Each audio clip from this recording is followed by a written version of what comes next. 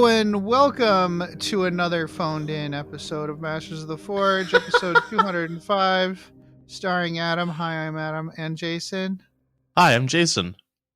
Excellent. So, I think this is like the first time in like months that we've actually been ready with an episode a week before we're going to publish it, but unfortunately, it's also the most pressed for time I've been to do an episode, even though we're early because of Yeah. Adepticon. It's really funny. Yeah. Anyways, yeah, if you're listening to this, we're at Adepticon, or we died on the way. Either way, Or how at you doing, Jason? Adepticon. Or at Adepticon. Yeah, how you doing, Yeah. Jason? You having a good day? Having a good week? Well, it's a nice sunny day of like mid 50s in South Texas, so Sweet. Same here. yeah. Yeah. It's Actually, kind of beautiful. I think same. No, it Yeah. feels like 16. Never mind. Doesn't feel too bad out there. Oh wow. It's so late in I the winter that like teens doesn't really feel cold anymore. I You remember know, those days. Yeah. if the sun's out, guns out. Like our porch Yeah. is still got up to 70 this morning because of the sun, the more direct sunlight. So it is what Yeah. it is. I remember that like the last March I was in upstate, we were sitting outside of the game store and I wasn't wearing my jacket. I was wearing a t-shirt. I was like, "Man, it's really warm today." And it's like, "Oh, it's 40." I thought, "Oh, I am not in South Texas anymore." Like that was Yeah, you just are climatized. I I had climatized, and then I moved back here. And I'm like, "Oh no, oh no." The nice thing is Fantastic. that if it's in the 40s, I don't wear a jacket. It's not till it like if it's raining, I will, but Oh yeah. otherwise, I just don't even notice. So yeah, that's kind of nice. So okay, so let's So this start week this has off. been busy. We've Yeah, both done a this. bunch of hobby, Mm-hmm. a lot of hobby. Mm-hmm. And I'm Uh, like, and Jason's like, dude, we should just do an Adepticon prep episode. You're tired. Let's just do that. I said, how about let's compromise and we'll just do a couple paragraphs on the best on the huh, Farsight book. And he's huh, like, okay. And then last night I was up till 1:30 doing the notes. huh. That's I. I fell asleep a couple times. Well, you're like, yeah, we'll do some paragraphs. I'm like, well, all right, let's see how that happens. Let's see what happens. Um, Well, it's all for you, listeners. It's all for you. Speaking of listeners, please join our Discord, join our Patreon. yeah, This week, a bunch of people won some cool stuff from a yeah, previous giveaway. What was it? The couple of Space Marine things from the hmm, Gastus set. This yeah, week, there's a sweepstakes for uh, the Vashtor box set, like the yeah. Chaos or the Dark Angel side. We have like currently we have 4 people who are put their name in a hat for the Yeah, Vashtor side, and literally 0 people for the Space Marine side, except for if you are not a Patreon uh, or a member of the Discord. Uh, well, if you're not a Patreon, you must email us to get your name put in a hat. And the yeah. subject of that email needs to be I want something for nothing. And the chicks for free. Well, no. Okay, Well, sorry. no. Well, Dire I mean, Straits kind of that quote. depends. Yeah, well, I know, but I'm like it really depends on what how you feel about Space Marines and gender, and I don't want to get into that right now. Oh, yeah, yeah, yeah. Um, well, let me know if no one takes the Dark Angels, because Well, we yeah. have had one non-Patreon send me an Oh, email. okay. All right, that's cool. So, So, shall we a get to hobby needle pulling progress? thread. Yes, notes. Okay, so my notes. I don't think I talked too much about the Desolation Squad last time. No. Because I had put the notes in this episode, but the Mm-hmm. episode got pushed, so Mm-hmm. I didn't remember to say the thing. So, note that the sensors on the shoulders are specific to the type of launcher. Yeah. Even though they're on they're the same number on the sprue, so like they're all like the same number, but there's 2 different ones. One of them is this big Oh. bulky one for Uh-huh. AOE one, and the other one is like a pinpoint targeter for the crack missile. Oh, okay. Super crack, sorry. Super crack. It's like super crack is the one regret that that Ronald Reagan had for not developing during his time in office. He really wished he had super crack to totally destroy American inner cities. Anyways, um, it, Okay. it's set up so that I think, like, keep in mind, like, each one is pointed in a different direction, but they're all the same number on the sprue also. So I what Weird. my Okay. and the front of the gun has a sensor on it. Yeah. So I think you could either look at it as the sensor on the backpack is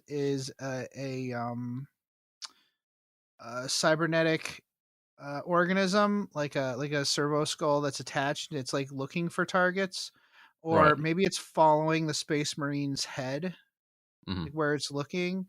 Um, so like on its heads out display, the space marine might have one targeting reticle where the gun is pointing, and another reticle where its face is pointing.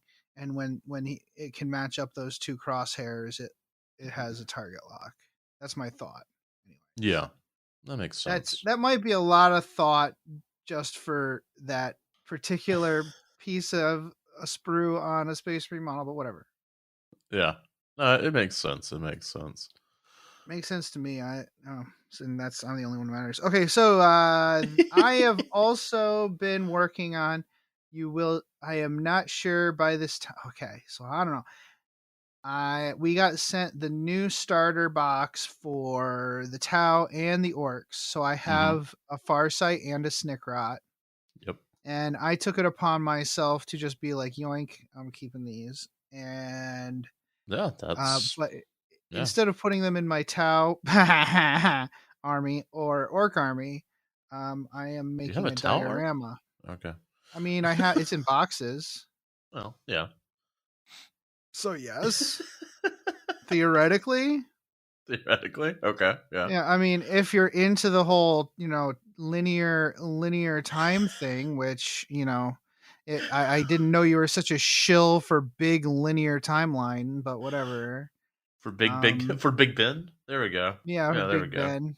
Yeah. So yeah, he's a shill for Big Ben. Okay. uh, so it worked out okay. I didn't really want to do any cutting and sawing. So Yeah. if there was no way for me to pose this, I was just gonna just give up on it immediately because I didn't feel like cutting into a monopose model. Fortunately, Farsight's arms can be placed kind of any way you want. He That can is cool. so yeah, so that made it really easy. So one of Snickrot's legs is braced against like a front armor piece, like maybe even his cod piece, I don't know. And the other foot is braced against the shield. Yeah. He's like pushing the shield down with his foot.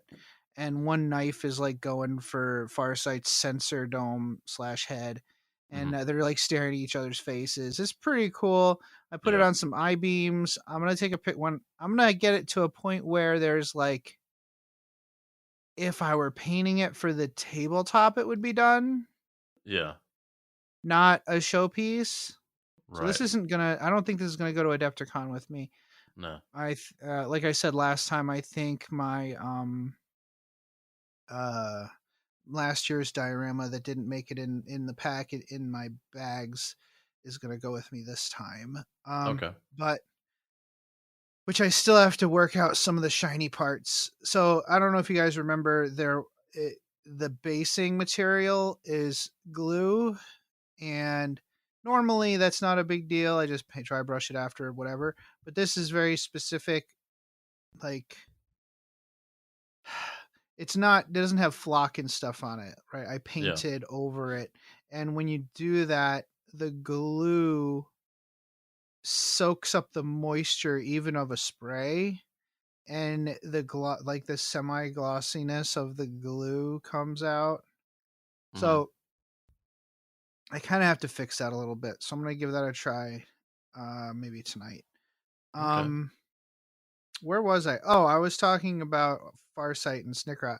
So I'm gonna get those to a point where they're like, the diorama is like, or the dual piece is like tabletop ready, like plus, and Yeah. I'll take a picture of it on a black background because I don't care anymore. And I'm not gonna take a picture of this on a white background. Okay, Yeah. Andy, you just just just freaking deal with it and put it on the website, or else I don't know what I can threaten you with. I Yeah. will, I don't know, not buy you a beer when we hang out this week. Anyways, um, uh, Oh, I that's also funny. Okay. ordered some Void War bases. I got Hmm. those on pre-order actually because I think I actually talked about this last time. They showed up, so Okay, those showed good. up, and the Ratling snipers showed up, and I took the Ratlings out of the packaging, and I'm starting to like clip them, like, and my hands start getting greasy, and it totally I had totally like Oh, forgotten that all these old metal models are just covered in mold releaser when they're brand new. the Rattlings are still metal? Oh yeah, there's no plastic model for those yet, and I don't think they bothered with any Oh, fine cast version. I wish they were fine wow. cast. It would be a lot easier. Though even the metal, there was a little bit of slippage in the mold Yeah. on a couple of them, so Oh, yeah. it probably would have been just a totally destroyed if it was fine cast. So, Yeah. anyways, those guys Yeah. will be added as the second little sniper unit. As I said last time, when I'm at Adepticon, it'll be on my shopping list to find some Skaven snipers. That'll be cool. That'll be Yeah, fun. that will be cool. So I started working on the Titanicus hills for Adepticon yesterday. The hills are alive. I had a big sheet of 1 inch insulation foam, and I Hmm. cut it up into as many pieces as I felt I needed. Well, actually, I just totally cut the entire half a sheet, so like 4 feet by 4 feet piece of insulation foam Uh-huh. into blobs, and then I stacked all the blobs on top of each other and made like a desert mesa style thing, Yeah. like Southwest, where each strata of the terrain is a different like density and hardness. So as it weathers, each layer kind of erodes faster or slower. So out there you have like a lot of the time you have these top layers that are made of this really hard material. I don't know. I couldn't tell you what it is, okay? Because I just don't know. I don't have that geology knowledge. The Right. top layer is less apt to erode, but the layer under it is more apt to erode. So Oh, yeah, I know like what you're talking about. so Yeah. yeah, so the land erodes around it, and then as it gets the land starts to sink lower due to erosion, that next layer down gets eroded a lot to the Yeah. point where you have these giant rocks sitting on top of narrow necks of stone, right? So Yeah. so I did a bunch of those, and I also did some plateaus and some ridge lines for Titanicus. I just sprayed them with this new. I hadn't used the rubberized undercoating before. I always use Hmm. Plastidip, which is more of a plastic. This is more of a rubber, and it is taking a long time to dry. The can says 10 minutes, Uh, but it's taking longer. I just went out there before we started recording, and it was actually starting to dry. I was worried that it had some weird interaction with the foam. yeah. I mean, I painted it with gesso first, but it's still going to have some interaction with the foam underneath. Right. And I was worried that there had been some chemical reaction and it wasn't going to dry. I thought it would just be wet forever, but I Ooh, think it's starting to yeah. dry. We'll see. I might have to ripcord that and just bring some other train, but we'll see. Uh, Okay. I think that so I've been reading. I don't know if I talked about. I'm up to Sabbat Martyr on the Gaunt's Ghosts. Oh, I'm nice. imp- I'm impressed with this series. I I've heard know, lots of hot good take. stuff about it. Yeah. it's not much of a hot take because it's been around longer than I've been into Warhammer, so it's kind of whatever. But I keep gobbling them up, and I actually, for the first time in a long time, actually purchased credits for Audible Amazon or whatever Audible. it is. Yeah, Yeah. yeah, Audible. I just purchased 3 credits so I could read a couple more of those during my drive to Adepticon. And yeah, Oh, that would Adepticon's be coming. cool. I'm driving out to. Okay, I, first of all, I haven't packed yet. I haven't made any lists yet. I've literally made no lists Oh whatsoever. boy. Okay. I did talk to Wendy. I am bringing the Highlander instead of the Rav4, so I'll Mm-hmm. have tons of space, not Nice. only for stuff to fill our hotel room with, but also if we want to drive around and beep beep, get drunk with like 8 guys. It'll be fun. Or Okay. eat food. Eat food. Apparently, Kumaga's Corner is giving out dice, which Yeah. is If you terrible eat. because there's going to be so many people there. There were a lot of people there last time. It's going to be a Mm, nightmare, but I mean, yeah. we're still going. Oh yeah. I mean, I didn't get to go last time, and I was kind of bummed about that. But you know what? I don't Yeah, care. We'll go this year. yeah, going Yeah. this year. Okay, so yeah, so I'll be driving out Tuesday afternoon. I think I'll Hmm. drop Quinn off with Grandma and Grandpa, have a tearful farewell, and then drive out. I'm hoping like 3:30 because Yeah. that means I can get to Mike Hamilton. at a somewhat reasonable time in the evening Yeah. instead of midnight, which was what I thought it was going to be. Yeah. And then Mike is going to guide me through Ontario and across the border on the other side. We're going to Yeah. The cross wilds of over Canada. into the thumb of the mitten, I believe, is where we would be going Yeah. in Michigan. And then we're going to cross over to Michigan. I've never been up that way before. I've been to Detroit flying, Yeah. and I've been to as far as Shipshewana. Is that Michigan? Yeah, pretty sure it is. Anyways, I digress. Hoping to be at Adepticon by 3ish. You guys might Yeah. be sitting at the. You guys might be. We'll keep in touch because Yeah. it doesn't mean that the airplanes are going to be like there on time, anyways. I get in at 4:05, and John gets in at 3:50 something. Yeah, so you guys So can keep each other occupied. yeah. Um, and find the Martok holes in the bathrooms and whatever. Okay. That's it. All right. Cool. Martok. He seeks glory. I'm just gonna not say General anything. Martok. Okay. Yeah. Let's move on. Jason. All right, my hobby progress. Mm-hmm. So I actually have done all my lists because I needed to so that I could Good for pack you. because I Good knew that I for wasn't you. going to be able to pack like tomorrow and Tuesday. Like, Yeah. Here's the thing. there's no way I'm going to be able to do it. As long as I pack my flat that has all the commandos, my Yeah, flat that has the main characters, and my flat that has like the little characters and the tokens, like the like dumb like bomb squigs and stuff. yeah, It doesn't matter what other things I put in a bag, right? So I think that's what I'm just gonna do. I'm not even gonna make a list until I get to Adepticon. I'm just gonna bring models that's fine. and that's it. We're just and some glue because we all know what's gonna happen. Yeah, I need to take. I do need to make sure and throw glue in my backpack. Because I have a feeling some stuff's going to pop up. I All have it in right. Amazon on auto Yeah. deliver now. I Gorilla no, Gorilla Glue. I have it nope. coming once every 2 months. Nope. I don't need to be doing that. Nope.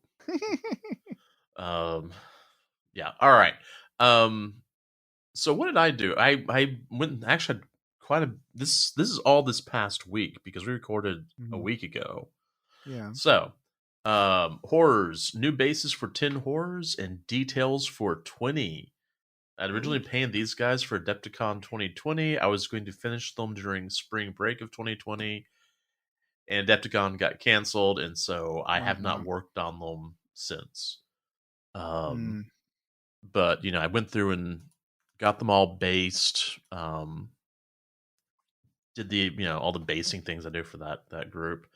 Rubrics, I have new bases for 10 rubrics and a sorcerer. I did some details, and I did a lot of decals, decals, water slide transfers, or whatever you want to call them. This is that pearlescent white rubric squad that you hate they that actually made that look made you good. that made you feel hatred during the process. Yeah, it was just it was one of those things. I really dig them. Like, they look really cool, but I know how much work I had to do to get them to look really cool, and I'm just like, eh. Um, and what I didn't mention was I'm doing both. Well, I'm doing 30K, 40K in boarding action stuff. So I have like all sorts of stuff I was working on. Like, I have a Hmm. Moritat on Disc of Zinch, which is a 30K model. It's basically a dual pistol assassin. Nice. Um, they weren't I'm jealous, dude. they I'm weren't so on Disc of sad. Zinch. Oh, You're doing yeah. such a good job, like being like actually painting things you're gonna use. I'm super sad I didn't get a chance to paint the extra goblins for my goblin team for Blood Bowl. Uh, There's with no way. There's just no with way. everything else that you're doing and taking, like, I wanted to take a Imperial Knight and be involved in that night event, but yeah, no, that wasn't going to happen. Yeah. Um, Yeah, I think I'll just like I'll bring my hobbits and that'll be yeah. fine. Well, I'll So bring hobbits yeah, and sorry, dude, I didn't mean to no, no, good, good, overtalk you good. there, but I'm gonna bring the hobbits and like I have a whole tray of just Blood Bowl. And I'll bring that because some people Okay. wanted to like learn how to play. Well, I'll try it out. I've played it once, Hmm. and I don't know what I thought of it. So, Right. Yeah. um, oh, the Mortat, gave him a new base and finally decals. Uh-huh. And the fun thing about the 30K Thousand Suns is there's all these other narrative things like the Order of Ruin and the Hidden Ones and the guys who take care of the dreadnoughts. I can't remember what their name is. Anyway, I went through and made this guy like Order of Ruin, burn it all, etc. And I found the icons on the transfer sheet, which was a lot of fun. Hmm. Um, then I finished up the Vigilator, which actually had just been base code. I just did all the details and the water slide transfers and a new base. That's kind of a sniper Vigilator assassin. Vigilator sounds like a Stormcast Eternal, which is I think people Mhm. keep on being like, "What is that?" Oh, Oh, is it's that for why? 30K. It's a Space Marine. Doesn't sound like a regular Space Marine. No, it's not. It's a consular upgrade. So it could be an HQ. Basically, it's kind of a saboteur slash sniper. Or, well, hold on. In the old rules, it was a saboteur. I don't know if it still is or Hmm. not. Pravian, which is basically a really cool tech marine, for lack of a better term. I did some details on it, decals, new base. Did a lot of decals this past week. And then Castellix, I have 3 of them, which obviously I have problems. Uh, so I'm taking the Dark Fire Castellix with me, but I gave all of them decals and new bases. I'm not taking all 3 Castellix, although I probably should next year. Then I have 2,000 Sun Contemptor Dreads. I gave them new bases. Um, had 10 30K Mark 6 TAC Marines, new decals and bases, so I can actually play those for 30K. And then I have a bunch of Mark 3 Marines I got from Zane a few years ago. And his are painted really, really well, but his bases don't match mine. So I'm removing them from those old bases to put them on my basing. and a few of them I've had to store in the freezer to get them to pop off. So, but that'll be good. So I'll have a bunch of tack marines really soon. So, um, one thing I'm probably going to do is there's two new models from Forge World that were they're new releases, not pre-orders. So they should be at Adepticon. It's the Exodus, which is this Alpha Legion sniper dude who looks Mhm. super cool. And I might actually get that and just paint as Alpha Legion because he's just really cool. And then the Esoterist, which is another consular upgrade, is basically a demon summoner, and his model looks super cool also.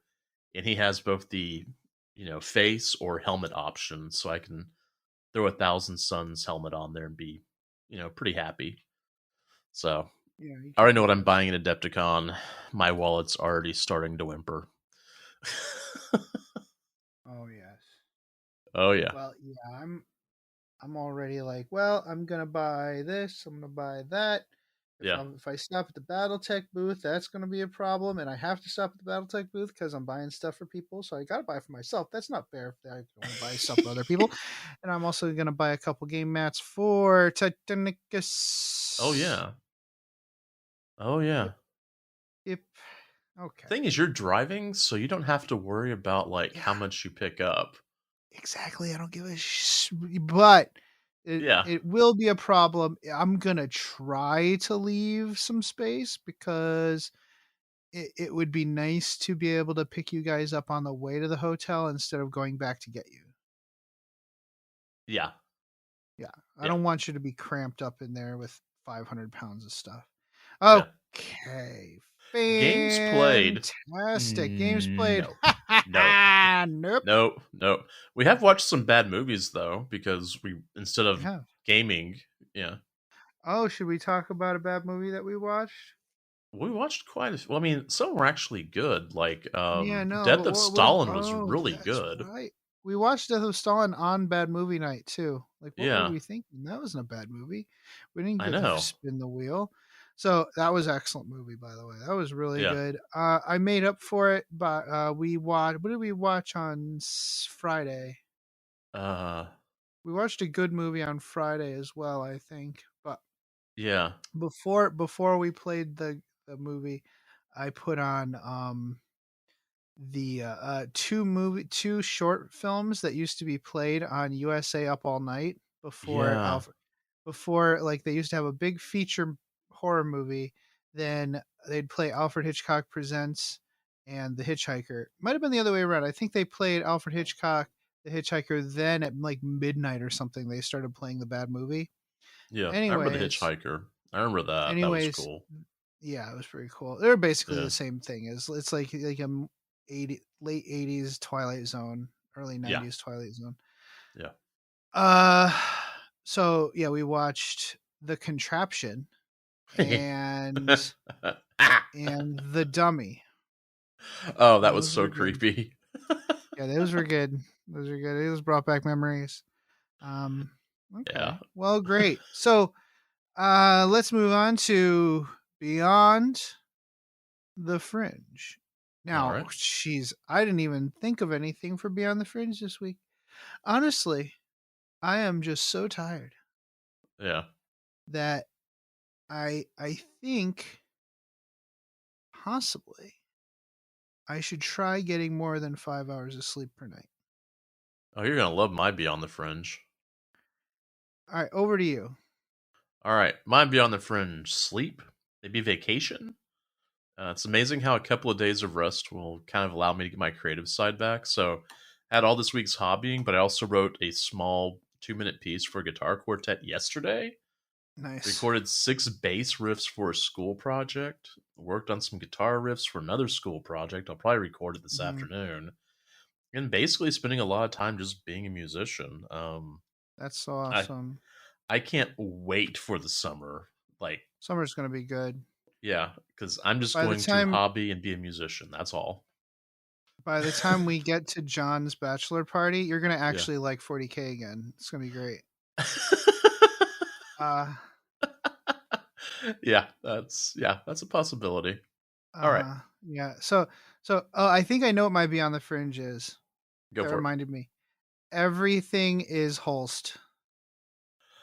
Y- you're not wrong for Like film like music. It's like pretty yeah, much every sci-fi movie soundtrack is like, well, our score is like, well, I guess we'll just crib off of Mars again. yeah, or Like, Jupiter or yeah, Neptune well, or well, yeah, the beginning of yeah, I think the beginning of Star Trek Undiscovered Country is like blatant. It yeah, is blatant, and I'm like, dude, what are you doing? yeah. Right? I kind of got thinking about this because now, like at night, Quinn and I will listen to Jupiter because it's the same song that plays during this Sleepy Time episode of Bluey, and he likes it. Oh, nice.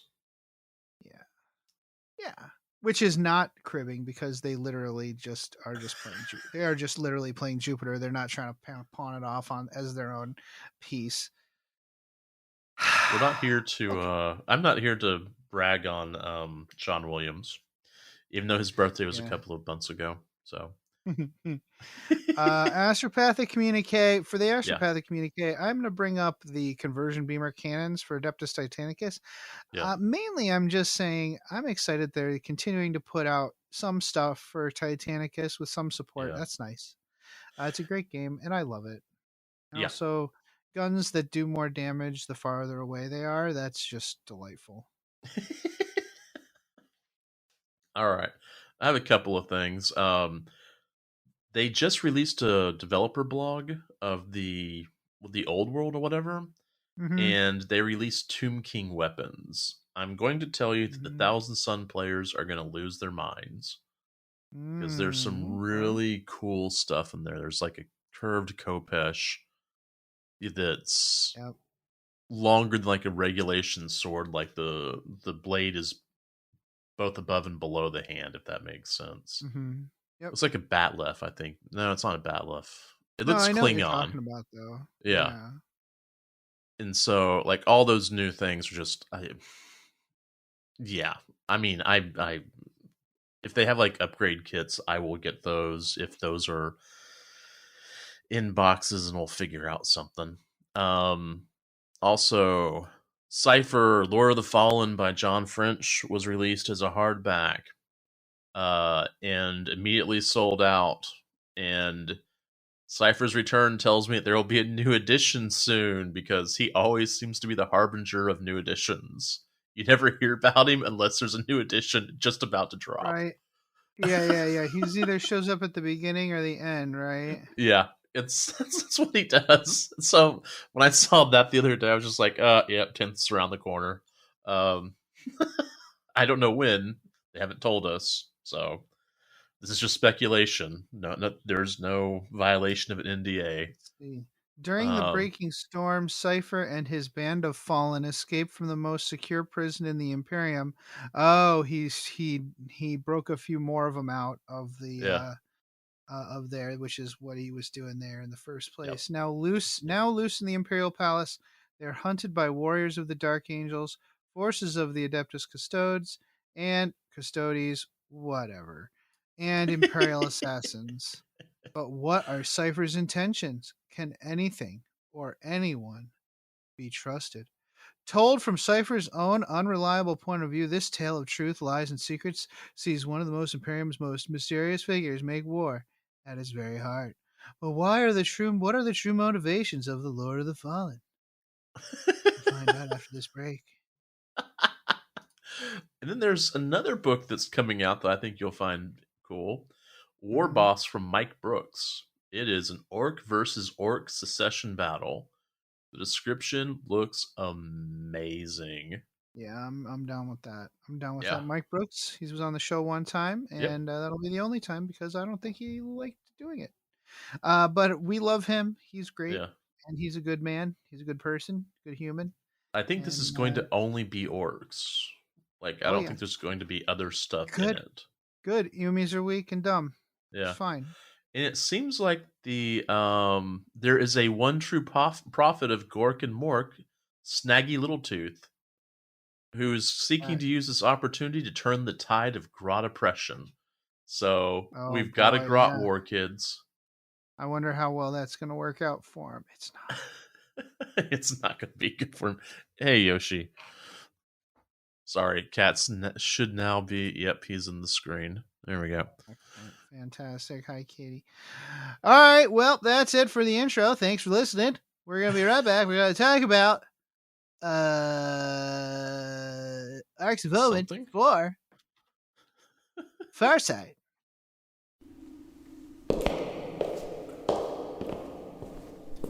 Damn, I knew it was around here somewhere. Damn, where is it? Can I help you? Ah! Scared me. What do you seek? I need the perfect scenario for a narrative game I'm running this week, and I can't find one. Sir, this is the Black Library. We don't have narrative scenarios. Well, then where should I go? Might I recommend the Tabletop Campaign Repo?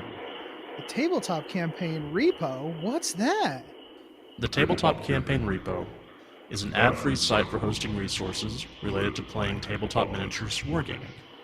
Oh, like scenarios? Absolutely. Also, event packs, custom objectives, tracking sheets, custom terrain rules, maps, icon packs, award templates, and more. Oh, and this is for Warhammer 40k? Among other things, there's also Age of Sigmar, Kill Team, Warhammer Fantasy Battle, and others. They're always open for content submissions for any system, even non-Games Workshop materials. Oh, that's awesome. It sounds like a great way to save all of this great content the community makes. A lot of that stuff often ends up disappearing into a dead message board or Facebook group. Exactly. It's a real community effort. Great. So, how do I get there? Just go to that webway gate marked tcrepo.com. Tcrepo.com. Got it. Can I ask you one more question before I go? Fire away. This place is really easy to find. How come Aramon can never find it? Oh, because it's more funny that way.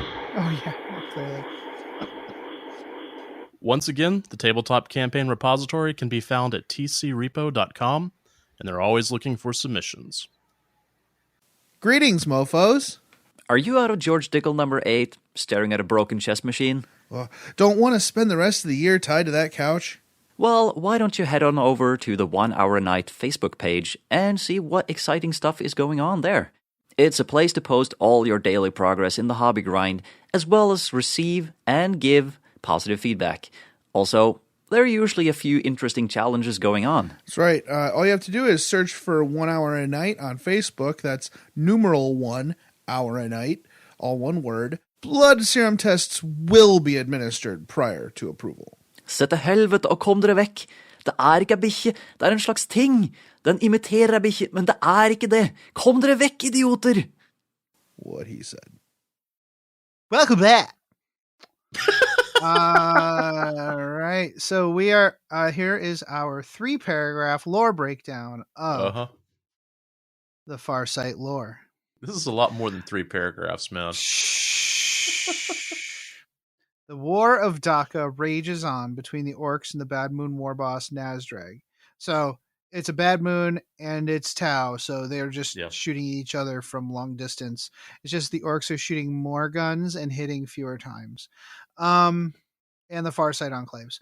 Farsight realizes that the Bad Moon war boss wanted to fight at range using his own favorite inventions. He's got a bunch of cool laser guns and stuff. So the Tau started making an effort to leave no scrap behind, essentially, as they're fighting. So if they're in a battle and they win the battle, they don't actually, they like take all the junk off the battlefield and fly away with it. Orc and Tau included. Yeah, it's actually super smart. Yeah. He also, if I were doing a campaign with this, I would definitely, have like a stratagem that would let the Tau player subtract scrap points from the orc players list. Yeah, at the end of the battle. That's a good idea. For sure. Let's see. He also emphasized close-in fighting, which normally that's a bad idea with orcs. But Mm-hmm. in this case, it's bad moons. It's a different story. Um, also, he started a campaign of assassinations against Nasdreg's Big Mechs. So all the brains behind the super cool inventions he was having assassinated. Right. Well, that's probably a good idea. Right. He like there's a bunch of sidebars too about how a lot of some of these sidebars were very similar to that old uh Eldar quote from back in the day who are like I can't remember exactly what it said, but it basically said, "Oh no, there was an Eldar one, and the person's nickname was the Mad, and then there was also a human one where an Imperial Guardsman gives testimony about sneaky orcs before he gets executed for lying under oath or whatever. Yeah. Anyways, there's Tau sidebars here about how a lot of Tau leadership uh, don't give orc ingenuity enough credit, but Right. Farsight Farsight does not allow prejudice to color his his tactics and strategy. In fact, it's possible that the reason for this is probably because he doesn't have any etherals. They were killed. That event actually is brought up here in a little bit. Anyways, Mm-hmm. the first paragraph is half done. That's fine. So Farsight himself led an attack accompanied by the Eight to take out a facility manufacturing a thing called telefragas, which were a Mm-hmm. deadly weapon that could have swung the balance in the Orcs' favor. Farsight defeated Nasdrag in a spectacular battle, which saw the war boss teleported away to who knows where in his own shock jump battle fortress. Not gonna lie, I'm probably gonna make a shock jump battle fortress at some point because that sounds I awesome. think you should. Yeah, just imagine a shock jump dragsta except A a battle battle fortress. fortress. Oh, that's Yeah, going to be which cool. the rules for this kind of exist because you can just make a battle fortress and Mm-hmm. use the teleport of stratagem, and there you go. You're good. Oh, okay. Yeah, Yeah, there no, you it's are. great. Yeah, it's 3 CP. You can teleport. You can deep strike anything, and that's basically what we're doing here. Nice. Um, and the Tau turned that they kind of went into the vehicle and set some charges or something on the shock jump technology, and it shock jumped away, never to be seen again. At least so far, Nasdrag is currently MIA in the warp or something. Right. The Tau were still badly mauled during the fight, including some of the Eight. I think they was down to 5 of the 8. Ooh, As they were trying okay. to extricate themselves from the Orcs, a Chaos fleet arrived on the scene with an Ark of Omen at its heart. Oh, that's okay. So they can't outrun the orcs or the Chaos Fleet. They'd be forced to leave their weakest vessels behind to be slaughtered if they ran anyways. And if they was slaughtered, then it'd be pushed into the space hulks of the orcs. So, yeah. Uh, Farsight's plan is to use themselves as bait for both the orc and Chaos factions to lure them into a ground war on nearby Arthas Moloch. During the battle below, Farsight had been fighting an orc weird boy, and he'd had a vision of himself as an agent of Khorne. Oh, that's cool. Yeah, Uh, he's like in a battle suit with like his head exposed or whatever, and instead of the dawn blade in one hand, he had a giant brass chain axe. wow.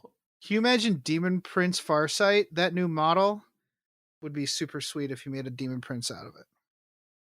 Well, yeah. Nick, Yeah, get working on yeah, that. yeah. Let's work on Uh, that. someone will get working on that. We'll see pictures Yeah, soon enough. All right, so please. he had seen visions like this before on Arthas Moloch, an artifact world dating back from before the Imperium. Wow. Okay. The Yeah, world had there's a been. bunch of books that have info about this place in it. It looks really familiar, the name. All right, Mm-hmm. so the world had Mm-hmm. been the base of the Alpha Legion, then the scythes of the Emperor cleansed it and left it. Farsight then found it and acquired both his sword, the Dawnblade, and his Vambrace talisman, which protects him from mind science. That's their Psychic? term for psychic powers. Okay. Yeah. He did not want to go back there, however. The place had bad memories for him. Years ago, far beyond the natural lifespan of a Tau, when Farsight's expansion force had landed here, all of his ethereal minders had been slaughtered by demons. Freed from their influence, Farsight had forged his own path henceforth. Now, however, the thought of corruption troubled him. Yeah, yep, Farsight Demon Prince. Someone get on that. Someone get Yeah, on that. I think that the line that the Ethereals give is that he executed his Ethereals. Oh, okay. I think that might be a thing. I should have looked that up beforehand. Sorry, guys.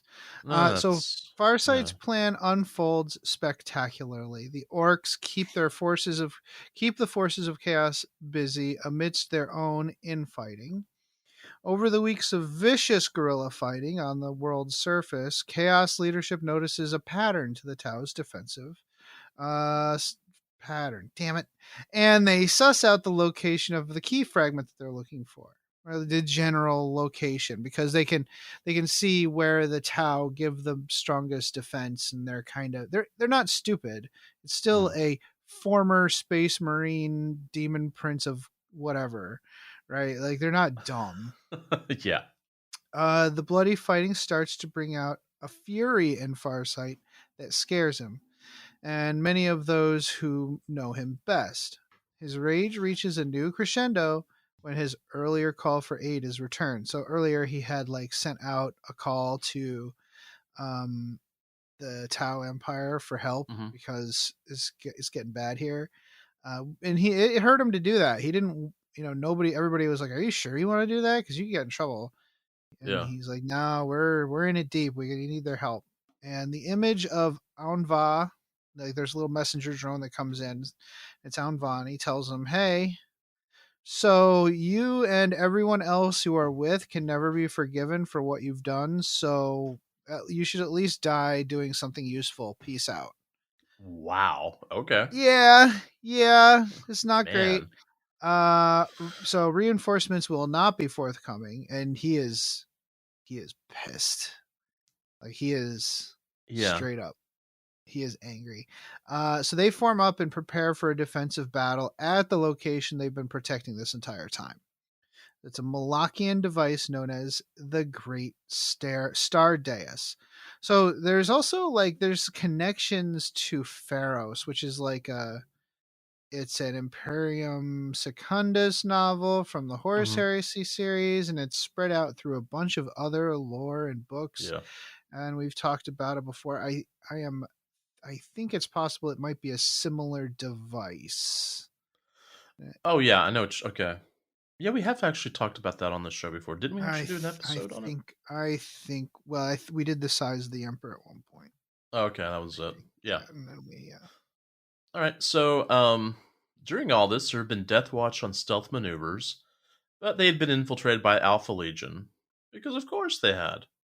So, Mhm. over half the vessel's complements of Space Marines were Alpha Legion, about 20 in all. They had been going about their lives as Death Watch, communicating secretly by code. Hail, Hydra Dominatus. There's a small scene in the book following two Alpha Legion who meet in a little nook designed to keep union with Vashtor. They know Farsight has had the vision. They are charged with being the backup to taking the most important key fragment if the Bale fleet is unsuccessful. The Tau had found a downed Dark Angel's Dark Talon. Ooh. Ancient in the extreme, crashed Dark Angel's ship covered in crystalline growths. They had avoided it. Probably a good idea. The Alpha Legion, however, secured it and absconded away with it. The Great Star Deus wasn't the key fragment after all. That's right. Yeah, Yeah, you go through the whole book thinking, "Oh, it's this Star Deus or whatever. There's something on it yeah. that's the key." No, it's just the Dark Angels tried to escape with it at one point, and it crashed, and that's what they were looking. Dark Talon models are really nice.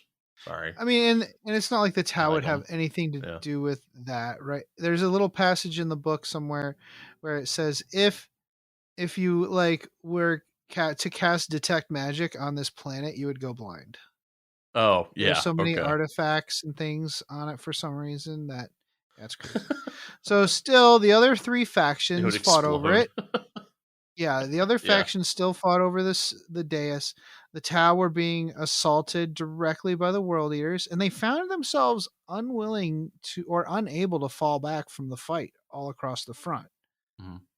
Farsight had been hoping to draw the two enemies against one another, then fall his forces back quickly along a defended retreat corridor. Um, so it's unclear. I think not just to the reader. I think it's meant to be unclear because it's unclear to Farsight as well whether the same um, influence is affecting them as him, Mhm. or if the influence on him is affecting his compatriots.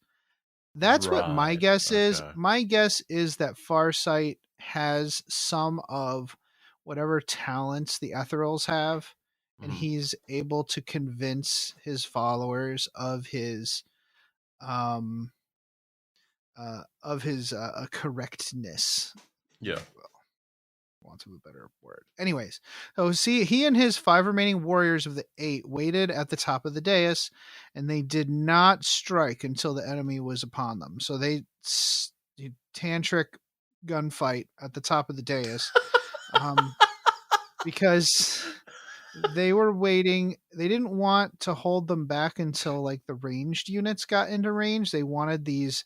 They wanted these blood god worshippers to come at them and try to chop them up Yeah. first, so that there were a lot of bodies on the dais when they opened up and started gunning them down. The bloodshed soaked into the machine, the dais's machinery, and the offering of blood opened up a portal to the warp, and malevolent entities emerged and attacked the Chaos Marines and the orcs. Farsight immediately, like as the portal was manifesting, they already Mhm. started falling back towards their dust off zone. Probably a good The idea. trap was sprung, and unfortunately, the emergence of the Malachites, as Farsight calls them, or I would, to you and me, that I believe they are demons, finally pushed Farsight over the edge, and he was blind with rage for a short time. He was able to kind of drag himself out of it. There's a whole description on how and why. I'm not going to go into it, but the retreat was nearly ruined because of it. As they retreated, one of the orc warboys managed to get the portal sealed so that they can have a proper end to the fight with the Chaos Forces. He was really bored with the Tau gun runts, anyways. That's I love that the orc term for Tau is gun runts, which is just delightful. That is. So every time we've said Deus, I always think, the On the dais, on line. the dais, I was on about the to say, dais, on the come on, dais, rock on me the on a Deus. dais, Yeah, that one. Yeah, on the that the dais, on the dais, on the dais. yeah, that's been in my head for the last 5 minutes. Would Okay, it be possible to get the music for that and then just get a bunch of copies of Roy Dotrice saying on the dais? no, And we just, come on, dude. no, because it's got to be done today. Ugh, fine. I know. Summer, and during summer there'll be more fun stuff. All right, so the story closes out with the scene of Farsight and the Tau eventually returning to Arthas Moloch. The Chaos forces were gone with the orcs hot on their heels. They are surprised to see that the bodies are decomposing at an alarming rate, considering the world was thought to be truly dead. And in the ruins of the dais, they found tough little plants growing amidst the bones of the orcs there. Farsight declares it might seem that there is hope for life after all. Tough little plants? I Oh, know it's the an orc irony world. of the irony of that last paragraph is Uh, just it kills me. It's so funny. He's like, yeah. "There's hope after all." Like, no, dude, No, get there out, isn't. No. go, get out. I mean, there is. I mean, yes, life finds a way, but it's not what you want. No, this is bad. This is very, very bad. Well, Jason, that was a nice short 3 paragraphs. This is a fun Yeah. read. It is obviously much longer than our description. There Yeah. is a lot of fight, orcs doing cool stuff, Tau doing cool stuff. I recommend reading it Yeah. if you get it, because it is actually pretty cool. A lot of the fights are fun, but honestly, that is all that's really important to the narrative. And there's Mhm. some cool, like, I really like some of the ideas in here that it gives you for campaigns and whatnot. Yep. So, and there's definitely a good enough number of factions where you can get some different friends over to do some different games and maybe try out these multiplayer boarding actions games, which is what we're going to talk about after the break.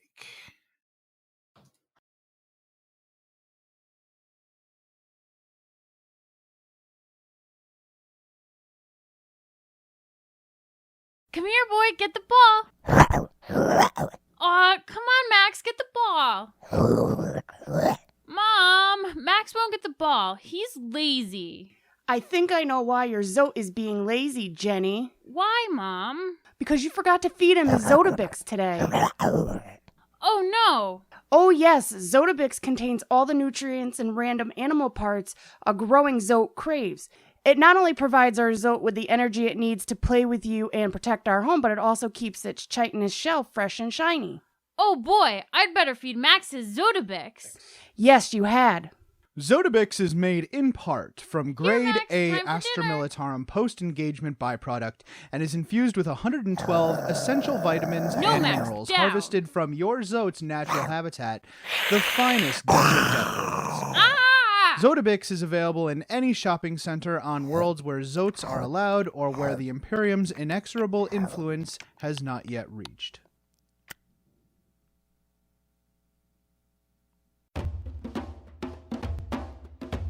What is the anime plummet? Yeah, this isn't your same old podcast you hear week to week. Cartoon podcast. Yeah, we podcast about the trash, about the shit that So no it's one a else good wants to time talk down in about. the muck. Podcast That's what we about specialize anime in. on the not so safe for work side. Trashy alternative. That's a literal like garbage. watching things that are bad? This is the podcast you can't tell your friends about because we cover so much smut and garbage that just isn't covered on other shows. He's old Mexican. All so the trashy isekais. Yeah, that's what I I can expected do as that. well. Yeah, I can do that as well. listen to it. Don't take it too seriously. It's That's, just cartoons. How would I describe this podcast? It's aight. Check out the Anime Plummet podcast, part of the Anime Summit Podcast Network. Why are you laughing at me? Welcome back. So I'm loving boarding actions. Yeah. It's been a lot of fun. A lot of cool stuff in here. It is still super weird that there's no new rules in these books for factions that go beyond boarding actions. I can't imagine why they would be doing that. Anyways,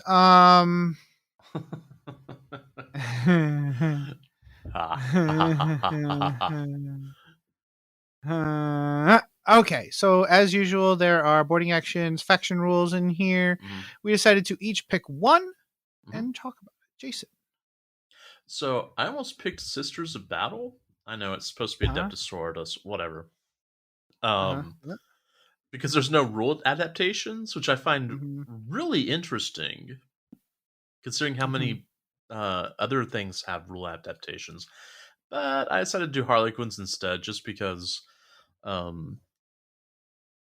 don't know. I didn't want to phone it in completely, if that makes sense. How dare you? But okay, move on. Let's hear it. All right, so Harlequins. So the thing is, I don't know the Harlequin rules very well, and so there may be some things that I don't understand on here, but that's okay. So all Sedeth units must be from the same Sedeth, so I'm assuming that's like The sub faction, yeah. yeah, it's a sub faction. I'm guessing it's their what's it called? Their mask or something like that. If you choose not to include a solitaire model, then you can include up to 2 HQ slots, and can include up to 2 Harlequin character models. You can only upgrade one Harlequin character model to have a pivotal role. And Okay. Oh, Solitaire. and you know what, dude? Hmm? You know what? I think Sedath actually is the uh there's different like there's like a subdivision of rules selection. I'm so confused. Anyways, go on. Yeah, I've got the Eldar book, but I haven't had a chance really to go over it because I bought it right when I Yeah. moved. Right. Solitaire models cannot be given an enhancement or upgraded to have a pivotal role.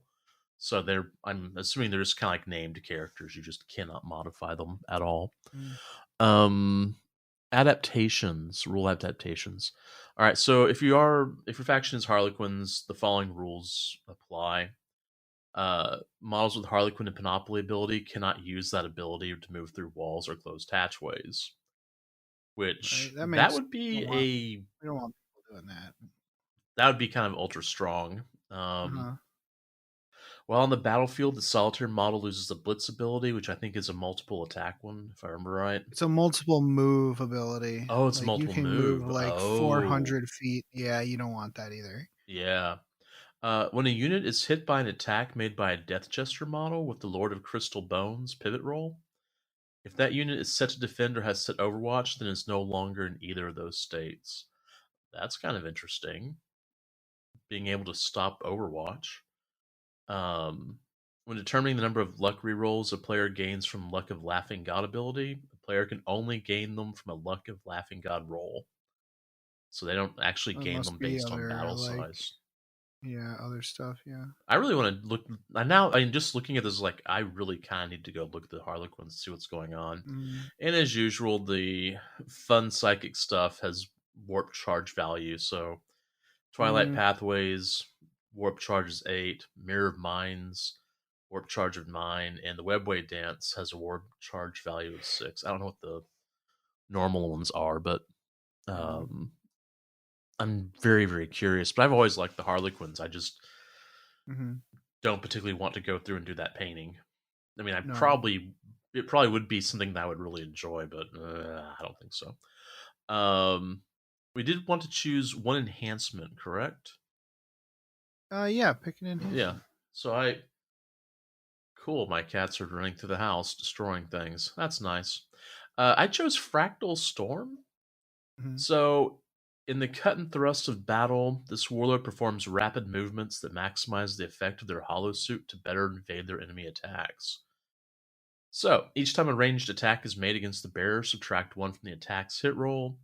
And each time an attack is made against the bearer, your opponent cannot reroll the hit roll, cannot reroll the wound roll, and cannot reroll the damage roll. Which I think is pretty cool, especially when you're dealing with Harlequins that are, what, T3? Yeah. Yeah. Yeah. And let's so see. These look really cool. Yeah. I did pick one stratagem. Okay. Kiss of Death. Oh. And not just because it's a Dokken tune. Huh. No one's gonna laugh at that, are they? No, I don't know what you're talking about. Okay.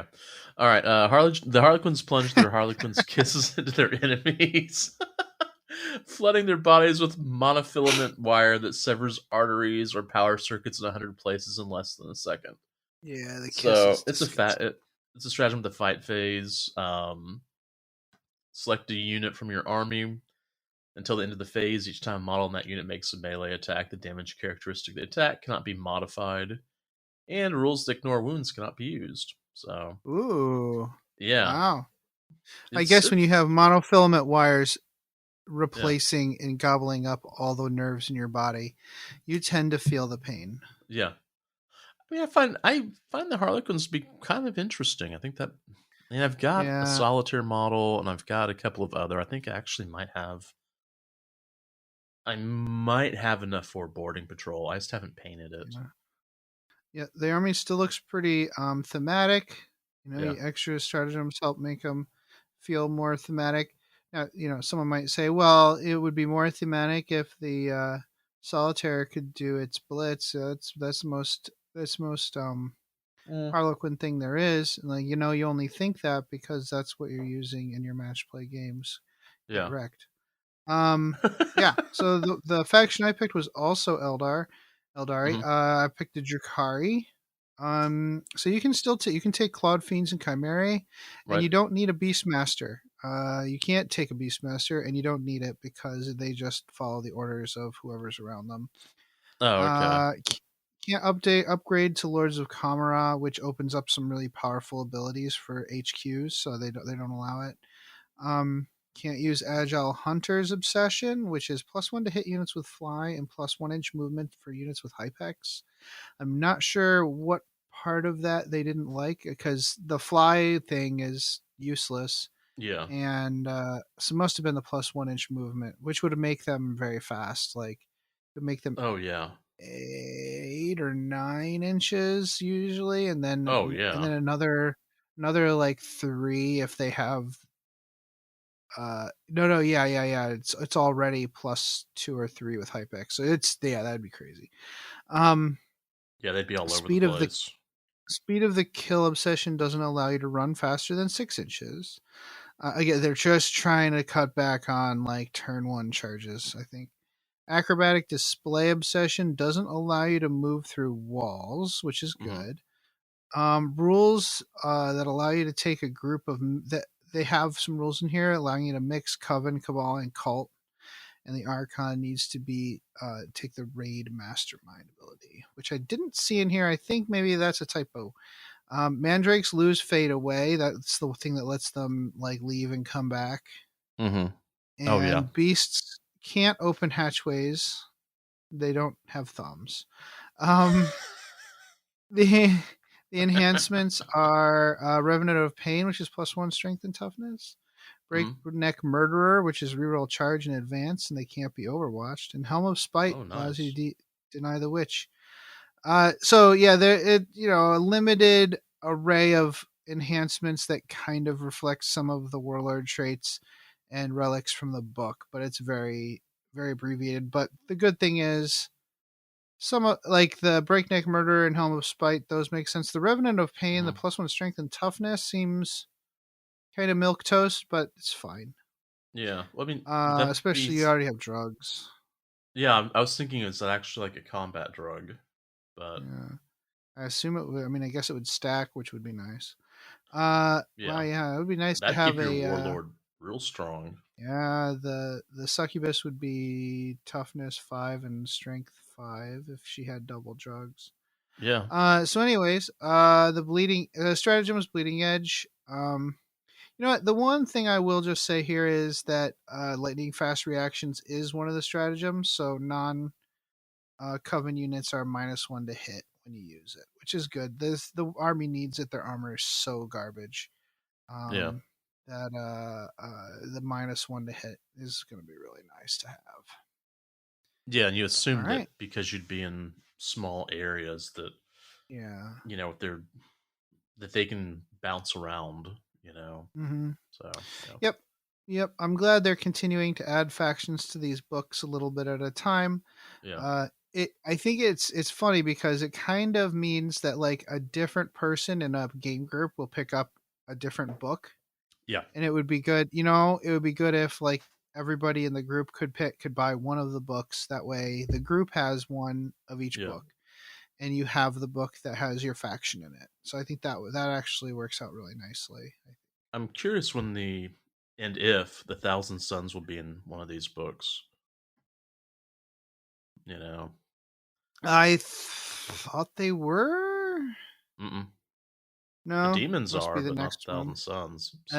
Okay. Well, I mean, we are getting a Thousand Sons boarding actions, boarding patrol box set soon. So maybe in the next one. That's a nice set. I mean, it's 20 a nice set. rubrics, pretty sweet. Yeah, I mean, I've got 40 rubrics painted. What have I done with myself? 60 sounds like a full troops choice slot. Okay. So no, it doesn't. It doesn't sound that way, Tucker or Nick or John or anybody else who's going to send something to me. So the thing that we're really interested in here is more missions, more narrative, fun, funky missions, which is exactly what we're here for, what we're all about. So Dark Depths. Yeah. Dark Depths why don't you tell us about what Dark Depths So missions this one caught my eye because it's actually its own little segment before you get to the multiplayer missions. do? Mm-hmm. And it's a rule set that allows the players to create customized missions and battlefields. And each player chooses their own side of the board / tile. So Right. They give a list of yeah, setups. There are like 6 or so different half a board setups, and each one yeah, marks which side is the leading edge side, like the touching side.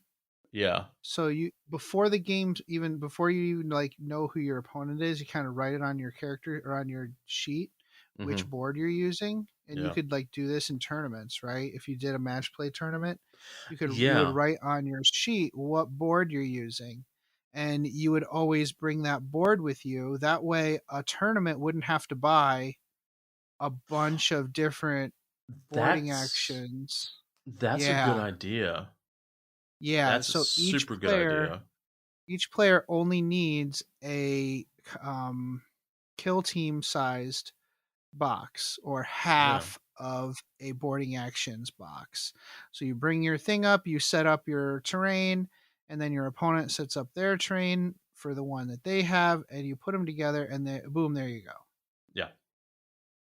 It's And pretty cool. what's really interesting is the tiles are named in a similar fashion to the old Zone Mortalis tiles. Huh. They aren't the same Which, design, but they uh-huh. are similar named. So, and I Right. think that's Un- pretty interesting. Underworlds does their board setups this way, where you bring your board with you along Hmm. with your army or along with your warband, Yeah, and you kind of both place it. The only difference here is that the way that the boards touch is prescribed. Like the board edge touches the board edge that's labeled, because the deployment squares are in a specific location. it's interesting that the word warband came up because that's almost the word that they use Right. to discuss, your army. And Um, it makes sense because it's such a small force that yeah. it is more of a warband than an army, right? Here's the quote. The rules presented in this section provide a new way to play, representing two rival war bands coming across one another in these strange and dangerous sections. So yeah, that's Mm-hmm. Right now, it's just one mission. yeah. Progressive objective: slay the warlord, slay the most expensive unit. But Mhm. you could layer on whatever you want here. Oh yeah, easy, easy. This book also, the big part of the rules in this book are multiplayer missions. Hmm. And I haven't looked at, you know what I missed. I meant to look at before we started. I wanted to see if the uh the point size is the same, because I don't think it should be. Oh, you mean like 500 each? Well, I think it Yeah. would still have to be because the first rule is muster boarding patrol, Well, yeah. and which that's 500 automatically. Oh, are you in it right now? Hmm. Yeah, it's on page Oh, 78. okay. So it doesn't say like less points or whatever. Nope. Okay. Nope. Okay. Well, since they give us digital ones, like it's a chore to load it up. So, Yeah, it's hard to I find mean, we it. get it a lot sooner, which we Yeah, appreciate that. we do Sooner is love that. better, Yeah. but actual researching is laborious. Okay, so there are a few quid pro quos, provisos. You can only fight in your own turn, so you don't fight also during your opponent's turn. Hmm. Um, turn order is clockwise, or sorry, counterclockwise. Okay, you can only use counteroffensive once, so that's the interrupt fight. Right. You can use abilities that let you fight out of turn, like fight unto death. You can still use those. Multiple players can have an underdog bonus. So if one player has 500 points and the both of the other two players have 470, they both would get an underdog bonus. Okay. You can shoot enemy units that are within engagement range of enemy units from a different army. So if I'm playing orcs and I have a squad of 5 Ludas, and you and John are fighting in the middle of a room in a close combat, I can shoot just John if I want to. Oh, But okay. it'll be a -1 to hit. Yeah. There are 4. You love how I just was like threw John under the bus there. There are Welcome to 4 the sets bachelor of party. the bachelor party. There are 4 sets of entry zones in each mission. In 3-player games, so like everybody takes turn picking one. In a 3-player game, the player who's going last gets to use either or both of the remaining entry zones. So Yeah. it's not like there's only 3 entry zones if there's a 3-player mission. No, the person going last gets to pick out of both of the Okay. remaining ones, which is that's a pretty good consolation prize. Each Yeah. mission can be played as a 2-player mission if you want to. Some of the zones are marked not to be used, the entry zones. Honestly, though, I'm gonna say like these missions are a little dumbed down, and I just wouldn't play. There are so many great missions in the past 2 or 3 books Yeah. that I think playing these as 2-player is stupid. Only if this is like the only book you have, honestly. Yeah. There's so many great out there, and yeah, there's no point. This one I would almost try this as you roll for priority every turn, especially if it's 4-player. I think that would be worth trying, personally. That could be entertaining. We could try this at Adepticon. I think someone's bringing stuff. Oh yeah. People are bringing boarding action for sure. Yeah.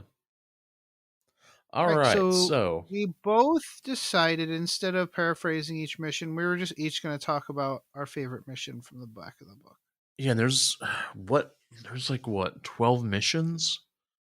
There's quite a few missions, which is really nice. You can fit whatever kind of multiplayer narrative you're looking for. So what I did was I actually rolled this. This is not a quote unquote favorite. This is what the dice told me I was going to do. So the one I rolled up was Blood Vendetta. Mission briefing. Ancient hatreds come to the fore as bitter enemies encounter each other aboard the ship. As each moves to crush their most maligned foe, they interesting. The maligned foe, they pursued by there's a word missing. They're pursued by another who is determined to destroy them. Every force must fight not only to finally kill those they detest, but for their own survival. There's a couple of typos in there, or I'm just tired. I don't know. Mission rules. So Nemesis, at the start of the first battle round, after the turn order has been determined, each player must establish who their nemesis will be for the battle. For the player with the first turn, their nemesis will be the player with the last turn. Oh, that's interesting. For each other player, their nemesis will be the player preceding them in turn order. Okay. Underdog bonus. If a player receives an underdog bonus at the start of the battle round, they can select one unit from their army to make a normal move up to 6 inches. Let's see. Hold on. I have to scroll over to the other side here. Objectives. Yield them nothing, which is a progressive objective. From the second battle round onwards, the end of each player's turn, the player whose turn it is scores a 5 victory points for each of the following conditions for a max of 10 per turn. They control 1 or more objective markers, and they control 2 or more objective markers. That's not too bad. I kind of like the the next rule. May their blood flow in rivers. Okay. The hatred between the forces runs so deep, only the annihilation of the enemy will satisfy them. At the start of each battle, each player starts a nemesis tally, which is pretty interesting. During the battle, each time a unit from the player's army destroys a unit from their nemesis army, that player adds the points total of that unit to his tally. And at the end of the battle, each player scores a number of victory points shown in the table below based on the value of their nemesis tally. So the more that you, basically for every 100 points on your tally, this is okay. So this is the points of each person is targeting their nemesis is someone else in the multiplayer game. yeah. So they have someone Okay, specifically. that makes sense. So Yes, player I love 1 that. will have the nemesis of player 4. Player 2, I'm assuming, will be the nemesis of player. Well, it's preceding turn, so their nemesis would be player 2. 3 would be 2. 4 would be 3. Which is a little odd. I mean, it works. No, yeah, it's like kind of a round robin, like, Yeah. and you're never going to be targeting the person who's targeting you, which is a really interesting Yeah. layout. I love that. That's so fun. Well, for every 100 points of your nemesis that you remove from the board, you get 10 victory points. Okay, that makes it easy. Yeah, that really does. At the end of the battle, the player with the boarding squad that has the highest points total scores 15 VP. And that's the end game objective. Just surviving. Okay. Yeah, just surviving. Yeah, neat. So, like easy mission objectives, but it's like a kind of a complicated setup. Yeah, it's a little complicated. The board setup is really dense. Like there are a lot of walls. And each player has like almost a den or a cave that they're coming from. You know, it's really interesting. Player C and player D are right on top of each other, and player A and player B are right on top of each other. So that's going to be, pretty brutal. But there's going to be immediate combat between those two groups, which is pretty interesting. So yeah. No, I like that. That's fun. Less to do with like environmental stuff in the mission itself, like environmental stuff on the board, more to do with how the targets are picked, which makes it interesting. I like that. So the one I picked. Good. Oh, sorry. It'll make player C and player B, and player C and D have to like move because player B's nemesis is player A, player C's be player B. So C would have to go across, but player D's nemesis is. I mean, it's just. I can see how they've set this up to get people to move across the board and not turtle, if that makes sense. Oh, absolutely. Yeah. No, for real. And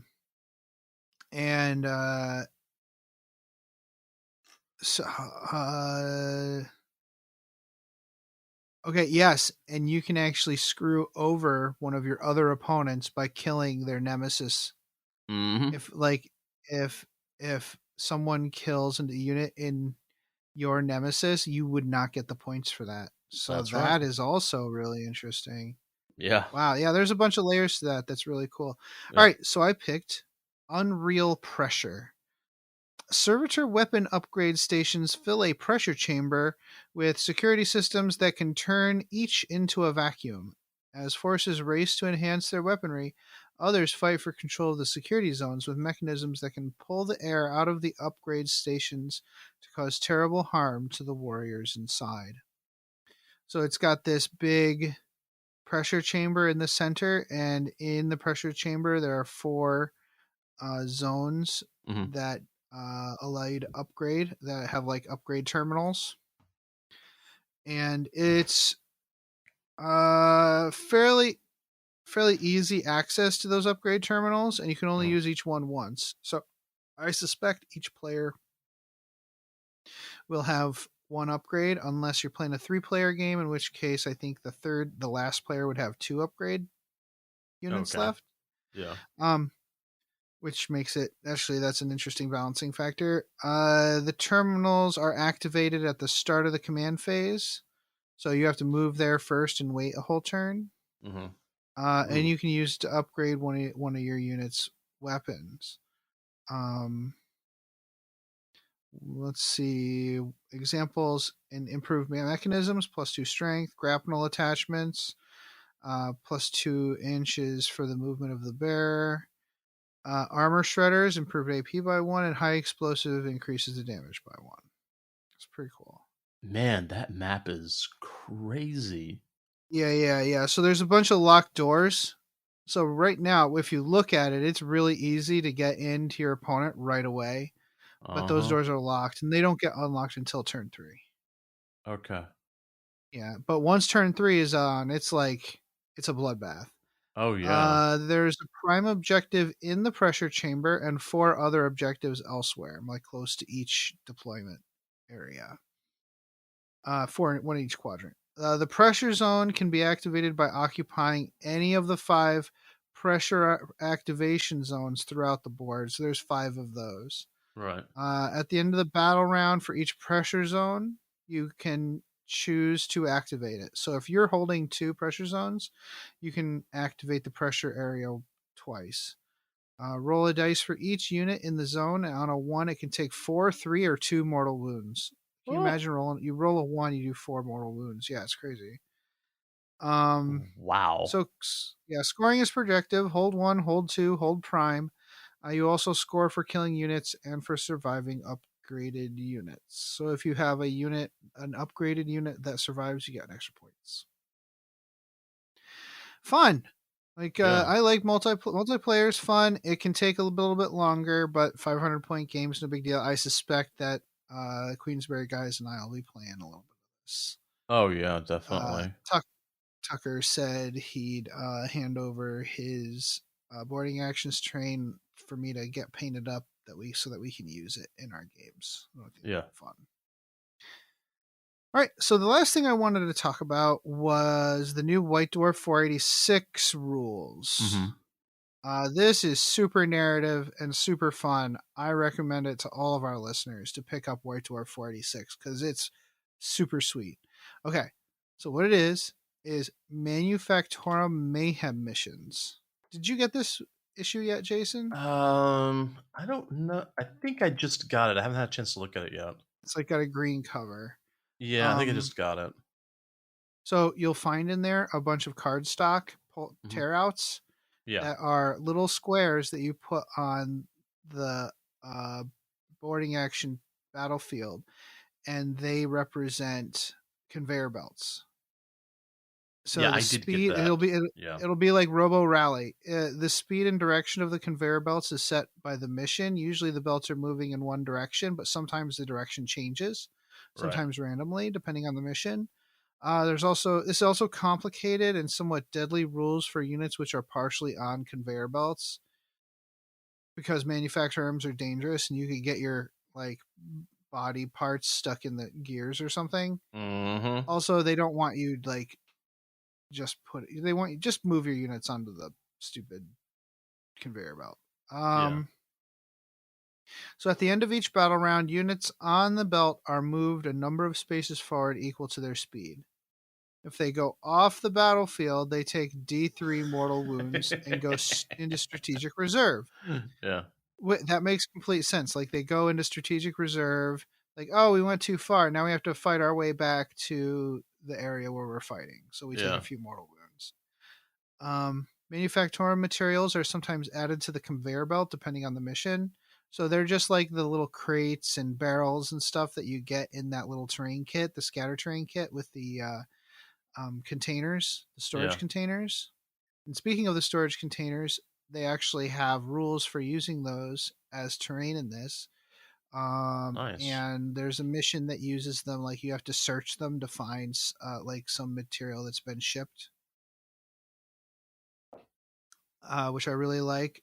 And all the game boards are set up long ways. So normally they are 7 squares by 12 squares. You set up the 2 boards. These are 6 squares by 14 squares to kind of represent like a Manufactorum floor. If you've ever been in a factory or a manufacturing facility, a lot of the times they're not these big wide squares. They are long, more like long narrow situations. It's a lot easier to build that way. If you have a line, there's no reason to curve the line and Yeah. to a loop, like a loop or anything. You're just better off doing No, assembly a line long line. Yeah. needs to be Yeah. long rather than wide. So yeah, so this is freaking awesome. I really love these rules. I'll have to look at that. I am much happier with my purchase of White Dwarf 486 than my free giveaway of Farsight. Honestly, this is so fun. It is so narrative. Like you can come up with so many different cool things Yeah. with the rules here, and I love the idea of the assembly line, and it gives me ideas for things like streams and rivers and Yeah. all that. Like it's not you don't have to limit it to a Manufactorum. You could come up with you could literally just bolt on these rules for other stuff that causes unintended movement. Like it could be warp eddies and warp jet streams and stuff. Weird crap like that. I think that would be super fun. I have to go back and relook at this. I remember I do have this, and I have looked over it. I'd forgotten. I just remember there was a lot of the that kind of cardboard in the issue, and I was like, I'm going to pop these out. I'm going to lose them, and that was just like, this is annoying. Yeah. At this point, you definitely want to pop those in if you have any boarding action terrain, or if you just have like a little pencil box, you throw them in there. Well, I've got my Zone Mortalis terrain, which go ahead and dump it in there with that. Then I would, just to keep it safe. All right, that's fun. Another successful 3-paragraph lore section and quick overview of the rules from a narrative perspective. We're going to be right back after these messages. Hey Archons, does 9th edition have you feeling like the Slith Party Bus just doesn't have enough party for you? Well, if you want to put a little shock back into your shock brow, you need the Slith Party On! That's right, Archons. For 736 points, you can take 3 Archons, 12 Slith, and a Tantalus. It's the Slith Party On! Now I know what you're thinking. Couldn't I take Drazar, 15 Incubi, and a Tantalus, aka the Incubi Murder Boat, for 51 less points? Sure you could, but it wouldn't be the Slith Party On! But is it legal? Oh yeah! Is it awesome? Oh yeah! Is it any good on the table? No! It's the all-new Slith Party On. Sort of awesome. Party On! Really hilarious. Party On! It's the Slith Party On!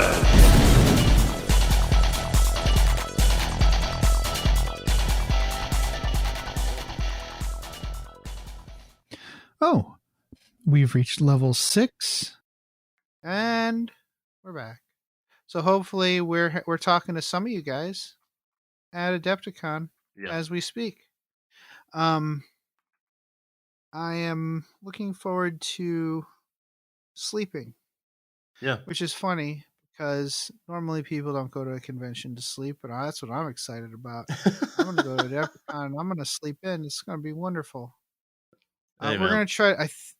I didn't book any space in the main room for gaming. I suspect a lot of us will be spending much of our time in the open play area. I'm not sure. Last time we got it, we found a table really easily on Sunday. I am not sure how busy it gets during the week, right? Or like prior to Sunday, because Sunday is like people are wrapping up, etc. Yeah. I'm not sure how packed it's going to be, so I don't know. But you go ahead and look for us. There'll be a bunch of us there from Masters of the Forge and IC's Discord. And come say hi. Yeah. Maybe play a game. A lot of us are going to be free, so a lot of the time. I think I'm only taking one class, I think. Yeah. If you put me on the spot, I can go ahead and look at the pinned messages in the Adepticon. I've got mine Discord, pick up game availability.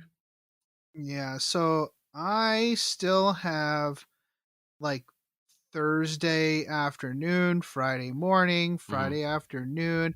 I think Dustin is coming in on Friday. Oh, so nice. I'll try to get a game with him, or at least some hang out with him. Friday afternoon would be a good time to go to Kuma's, I think. You're Yeah. open. Mike I'm is open. open. Raph is open. Jason is open. Geez, almost all of us are open. We should definitely go to Kuma's on Friday for lunch, or even, well, that's before trivia, so I'd hate to miss that.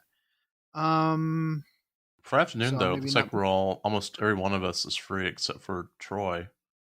Yeah, good And John. point. Good point. Hold on. That's a 2. That's a 1. I shift at Adepticon Friday lunch. Kuma's question mark. This is great radio. There we go. Sorted. So Saturday I am open. I have nothing. Yeah. So if people want to come around on Saturday and be like, I challenge you to something dumb, I will be down for something dumb, at least so far.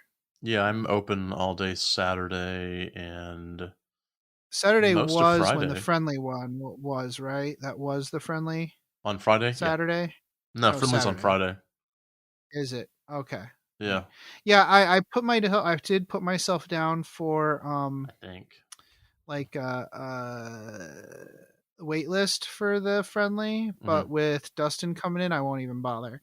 But if it was Saturday, I might pick something up Saturday if nobody fills my dance card. Let's put it that way.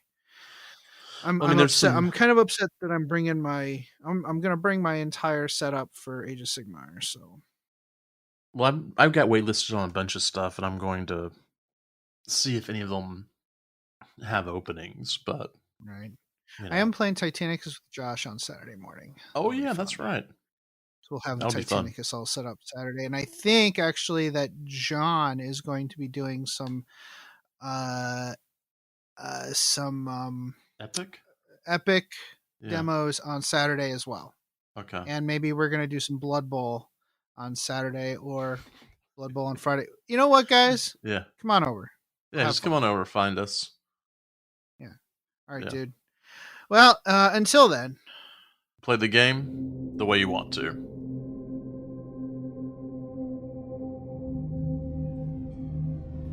We'd love it if you could give us a positive rating and review on iTunes. If you'd like to keep in contact with us, you can follow us on Facebook or Twitter by searching for Masters of the Forge. And you can follow our hobby progress on Instagram with the hashtag Masters of the Forge. If you'd like to engage with us directly, you can always join our Discord server. To do so, or if you have any questions, topic suggestions, or if you'd like to advertise your creative hobby endeavor, contact us at mastersoftheforge@gmail.com. Please consider supporting us on Patreon at patreon.com/mastersoftheforge. Thanks.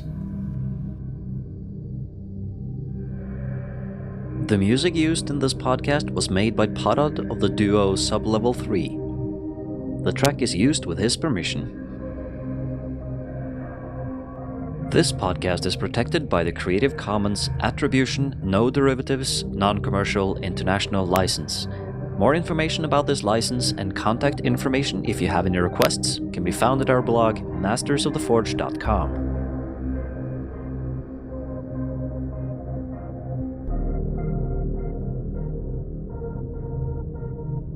It's such a good feeling to play games your way. It's such a happy feeling 40K'ing away.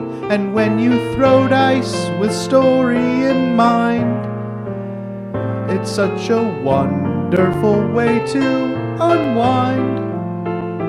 It's a good feeling, a very good feeling, the feeling you know that we'll be back when the fortnight's new, and we'll have new ideas for you, and you'll have things you'll want to talk about. We will too.